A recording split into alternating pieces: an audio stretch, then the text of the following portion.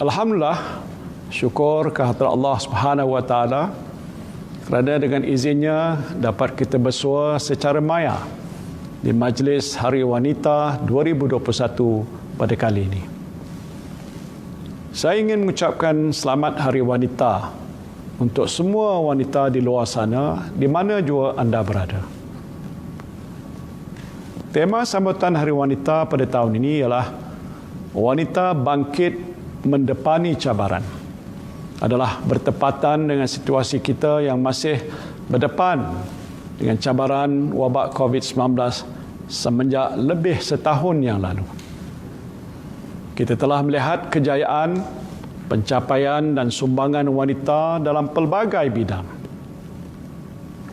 Saya ingin tegaskan bahawa Kerajaan Perikatan Nasional sentiasa berpegang kepada prinsip pemerkasaan wanita kerana wanita merupakan salah satu tonggak pembangunan negara yang paling penting bukan saja bagi aspek sosial, politik dan ekonomi, malah merangkumi segala aspek pembangunan negara.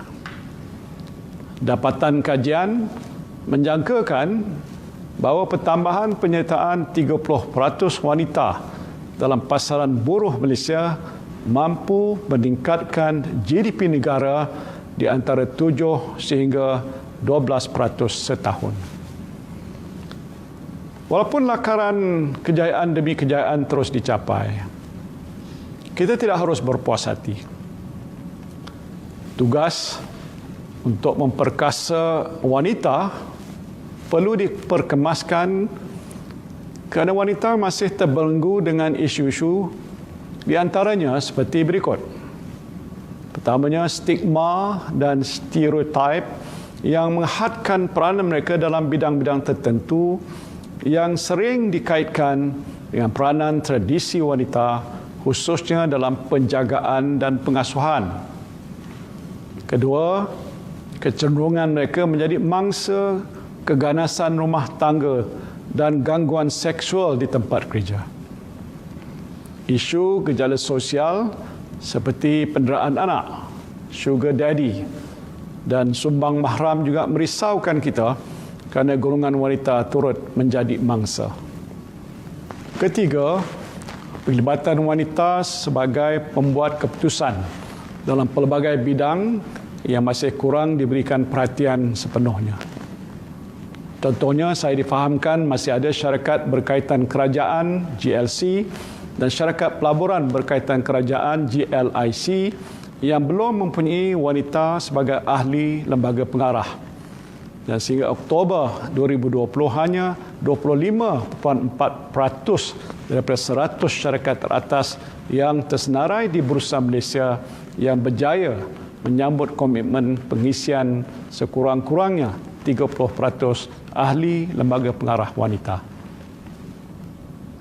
Keempat, beban berganda ataupun double burden yang dihadapi oleh ramai wanita yang berkerjaya di mana mereka perlu mengimbangi antara tuntutan kerja dengan pengurusan rumah tangga pada satu-satu masa. Berdasarkan dapatan kajian didapati wanita meluangkan masa lebih 63.6% berbanding lelaki dalam tugasan penjagaan yang tidak berbayar atau unpaid care work. Dan kelima, kurangnya penglibatan semua pihak dalam menyediakan persekitaran yang menyokong dan menggalakkan pemberkasaan wanita. Secara tidak langsung, silent motherhood penalty dilihat seolah-olah menjadi suatu perihal yang diterima oleh semua pihak. Tidak dinafikan, pandemik COVID-19 juga telah menyebabkan isu-isu yang saya sebutkan ini semakin kritikal dan ketara. Saya masih ingat semasa Perintah Kawalan Pergerakan mula-mula dilaksanakan pada Mac 2020 dengan hanya ketua isi rumah yang dibenarkan membeli barang keperluan. Kita melihat betapa ruang untuk penambahbaikan amalan berkongsi tanggungjawab dalam pengurusan rumah tangga adalah sangat luas.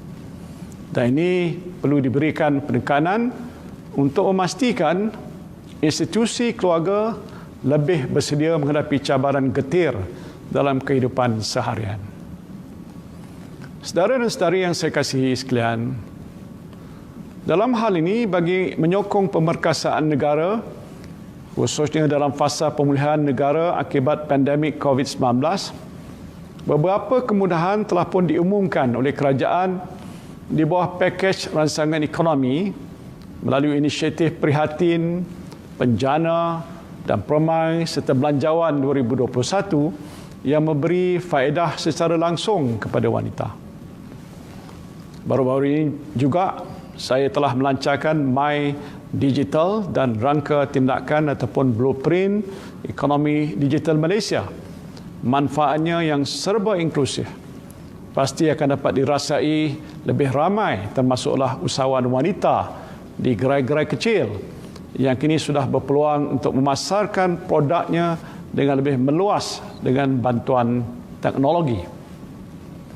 Sebagai tambahan pada insentif sedia ada, kerajaan akan menyediakan insentif yang dikenali sebagai My Kasih Capital, iaitu suntikan modal perniagaan, contohnya dalam bidang e-dagang ataupun dropship dengan modal maksimum sebanyak RM1,000 kepada sekurang-kurangnya 2,000 orang penerima yang berkelayakan. Kerajaan juga akan menubuhkan skuad wajah yang dibentuk melalui penyertaan komuniti wanita. Ia juga turut memberikan sokongan psikososial dan meningkatkan kesedaran tentang isu-isu jenayah bagi menghentikan keganasan terhadap wanita serta memperkasakan pengetahuan umum mengenai hak-hak wanita.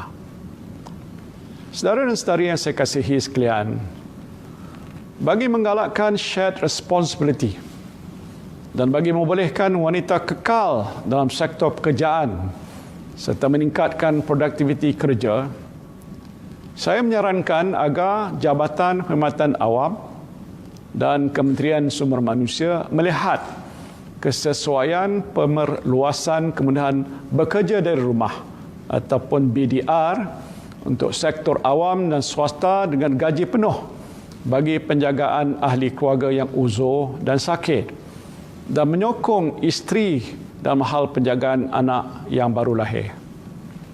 Selain itu, saya juga telah meminta dikaji sekiranya kemudahan BDR ini dapat dipanjangkan kepada wanita atau lelaki yang kematian pasangan bagi membolehkan mereka menguruskan perkara-perkara yang berkaitan dengan urusan kematian yang lazimnya memerlukan masa yang agak lama untuk diselesaikan. Saya juga ingin menggesa semua pihak untuk memberikan perhatian pada perkara-perkara berikut. Satu, menyediakan persekitaran kerja yang selamat. Dan ini termasuklah memastikan adanya usaha-usaha pencegahan daripada berlakunya gangguan seksual. Kedua, memastikan apa saja aspek perancangan, pelaksanaan, pemantauan dan penilaian program menggunakan analisis gender melalui bajet yang responsif gender. Ketiga, kerajaan juga telah menyediakan grant bagi penubuhan taska sama ada di sektor awam maupun swasta. Justru ambillah peluang ini kerana dengan menyediakan kemudahan penjagaan seperti ini, ia akan memberikan kesan multiplier kepada banyak pihak. Seterusnya, keempat adalah berkaitan dengan kepimpinan wanita.